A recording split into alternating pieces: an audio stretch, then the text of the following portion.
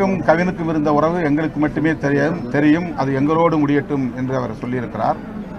அவர் பேசியிருக்கிற செய்திகளை பார்க்கிற போதும், அவருடைய உடல் மொழியை பார்க்கிற போதும், அவர் யாரோ ஒரு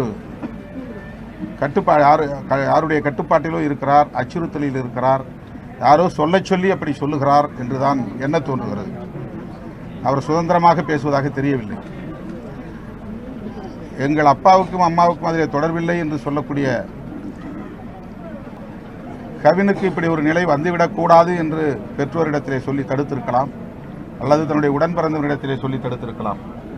ஆனால் அவ்வாறு அவர் சொன்னதாக நமக்கு தெரியவில்லை. சாதியவாத அமைப்புகள் சமூக ஊடகங்களை பயன்படுத்தி கவினுடைய நடத்தையை கொச்சைப்படுத்தக்கூடிய வகையிலே அவதூறுகளை பரப்புகிறார்கள். இது தேவையற்ற சமூக பதற்றத்தை உருவாக்கக்கூடிய வகையில் இருக்கிறது.